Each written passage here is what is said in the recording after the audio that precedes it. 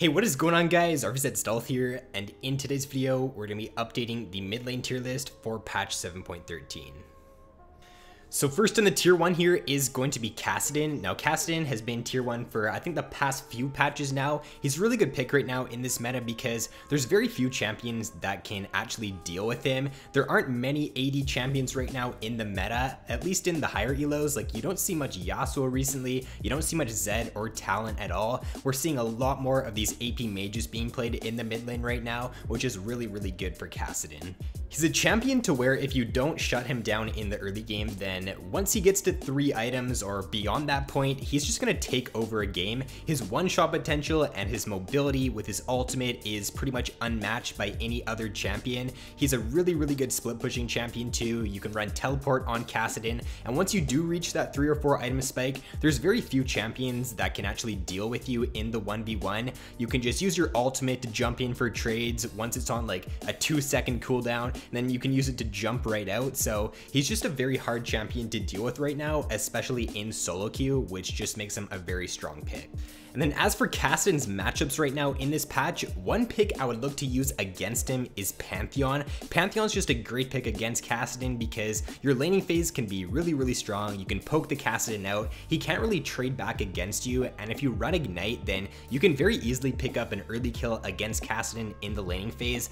Other than that though, I really don't think there's too many other champions that kind of hard counter Kassadin or can just stomp him in the laning phase. If you're an AP champion, then it's going to be hard for you to beat him in lane. If you are an AD champion like Talent or Zed, I think Kassadin can actually do quite fine in those matchups. If he does rush a Seeker's Arm Guard and gets a little bit of early armor, then he can still go even in those lanes. So overall, he's just a great pick right now in this patch, and I'd be looking to add him to your champion pool if he isn't already.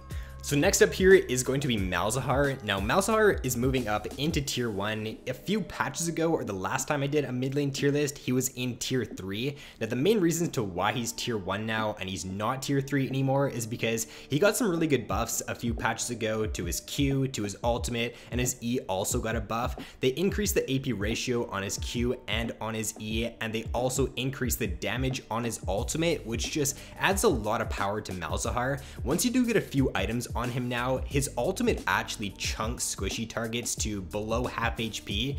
Previously with Malzahar, a lot of your damage did come from your voidlings and just getting your voidlings out there and using them to deal your damage, but that's really not where your damage lies in your kit now as Malz. It lies in your Q, your E, and your ultimate, and as long as you can hit your Q consistently with the champion, then you're going to be very successful on Malzahar. So I think another reason to why he's gotten a lot stronger is because a lot of his power shifted from that W into his Q, and because you don't really care about your W anymore, you don't max that out until last now, you put points into your Q now in the early game, you max that out second, and the damage that you get from your Q, it's an AoE silence, and it's a 2-second silence on a 4-second cooldown once you get that maxed out. So the amount of influence that ability can have in a team fight is super strong. If you can hit it on a few targets, then you're going to be silencing like a few members for 2 seconds, which can be completely game changing. And then he's also one of the best champions in the game at controlling Baron and Dragon. It's very easy for you to just start up Baron as Malzahar, and your team isn't really going to take that much damage because of your voidlings. If you do end up getting early vision on Baron in the early game and it's around the 20-minute point, then you can a lot of the time just start up the Baron. If the enemies don't know you're on it, then you're going to get a free Baron a lot of the time. So especially if the enemy team is just always seems to be bot lane clearing waves out, and the jungler's just randomly bot lane, then look to pick up a free Baron as Malzahar because it's very easy to do on the champion. And then for Malzahar's matchups right now in this patch, as you can see there, he's got a 62% win rate against LeBlanc, a 60% against Vlad, 59 against Yasuo, so he's destroying a lot of these mid lane picks right now in this patch. The only champions I've found to struggle against as Malzahar are champions that do outrange you and that do have pretty good wave clears, so Ziggs, Xerath, Anivia, and Vel'Koz are a few picks that can do pretty well against Malzahar. Those are the only ones I've found to struggle against chance, so you can pretty much pick Mal's in most situations in this patch, and because those champions like Ziggs and Xerath, they're not really in the meta right now, a lot of the time the enemy team won't even pick those champions, so you're going to have very good success on Malzahar in 7.13. So next up here in the tier 1 is Anivia. Now Anivia is one of those picks that is pretty good against Malzahar. Anivia's power in her kit does lie in her zone control and just her really good wave clear in her kit with her ultimate and her Q. I think that Anivia is one of the best champions right now for solo queue, mainly because you can always keep a shove on the wave with your ultimate. Once you do hit level 6, you're always going to have the push pretty much, unless you are playing against another mid lane champion that also does have good shove, someone like a Vel'Koz or a Xerath, but you can always just have the roam advantage on Anivia. You can always just shove out the lane, look to go place vision down, look to get vision down on the enemy jungler, or just look to go for a roam. And then once it does reach a few items into the game, Anivia's team fight is extremely strong. Her zone control with her ultimate and her W is super good. If you do know how to play Anivia well, then it's just super easy for you to look for picks with your W and just wall them off. And if you can find a good wall on a priority target in a team fight and they don't have flash up, then that could just win you the fight and end up transitioning into a Baron or just end up winning you the game. So I think overall, if you can play a good Anivia right now, she is one of the best mid lane picks for this patch. And then as for when and when you should not pick Anivia, the only two champions that I've kind of struggled against when I do play Anivia are Ahri and Kassadin. Now Ahri does show up on the stats here, but Kassadin does not. I found that a good Kassadin player can do pretty well against Anivia just because Kassadin's Q, if you guys don't know, it does silence for a very brief duration, and therefore if you put your ultimate down as Anivia and Kassadin ends up Qing you, then it's going to cancel your ultimate, and therefore you're going to lose a lot of power in your kit, especially in team fighting if he does end up jumping on you. But other than that, I would only try to avoid really high mobility enemy compositions just because it's going to be a lot harder for you to actually zone them in fights with your ultimate or hit your Q on them if they can easily just dash out of it. And the final champion here in the tier 1 is going to be Ahri. Now Ahri's been in the tier 1 for probably the past few months now, so I'm not going to go too much into detail about her. She's just a very safe, very reliant mid lane champion. You can pretty much pick her into anything and do well. Her ultimate allows her to basically never get caught out. She also does have her charm, which is an amazing pick potential ability. So if you can play a decent Ahri, I think she's probably one of the best mid lane picks that you can play in 7.13.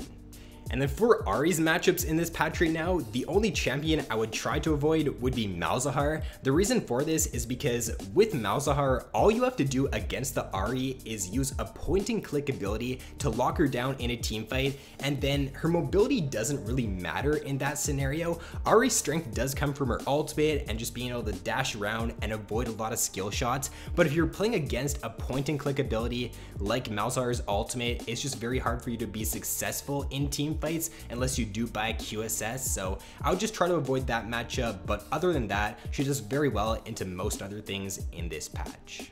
And then if we take a look at the tier 2 champions now in this patch, these are the strong picks. They're a little bit weaker than the tier 1 champions, but they're still definitely very good if you can play them well. Now moving up into the tier 2 for this patch, he was in tier 3 last patch, is Corki. So Corki did get a change in 7.12 to where he now does 80% magic damage from his autos, and he also got a slight base AD increase and also an attack speed increase, I'm pretty sure. So those were overall some pretty good changes to Corki, because it does mean the Sork boots are a lot stronger now on him in the early game. It also means that later on into the game, if you do pick up a Void Staff, that's really good on you now. So he just does have a little bit more power in his kit, and he's definitely a pretty good mid lane pick for 7.13.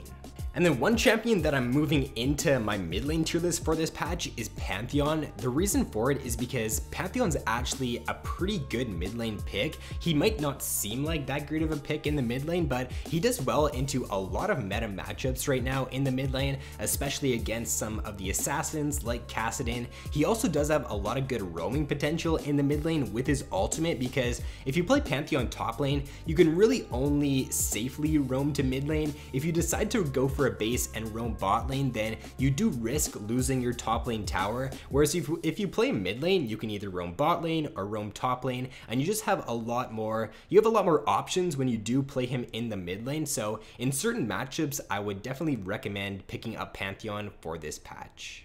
And then if you guys are like me and you're pretty tired of seeing Orianna players right now in this patch, she's one of the most picked mid lane champions right now, or I actually think she's the most picked champion right now for mid lane in this patch. I would recommend playing either Ziggs or Vel'Koz into it. Now the reason these two champions can do well against Orianna is because with Vel'Koz and Ziggs, you outrange Orianna, and therefore if she wants to get in range to use her Q on you, then she's guaranteed to take a Q in return from either the Ziggs or the Vel'Koz, and a lot of the time she's not even gonna be able to get her Q off on you, and she's gonna take damage from the Vel'Koz Q or the Ziggs Q. So it's just a hard matchup for Orianna to win, mainly because she does get outranged by those champions. So if you are a good Ziggs player or a good Vel'Koz player, then I'd recommend picking them into Orianna for 7.13.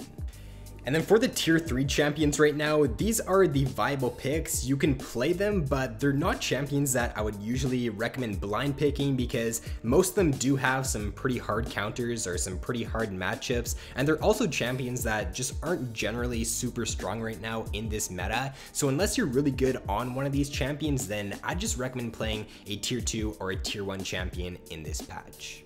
So that is going to be all for this mid lane tier list for patch 7.13. If you guys did enjoy, then be sure to leave a like and subscribe if you have yet to already. So thanks for watching, guys. Have an awesome day, and I will see you in my next video.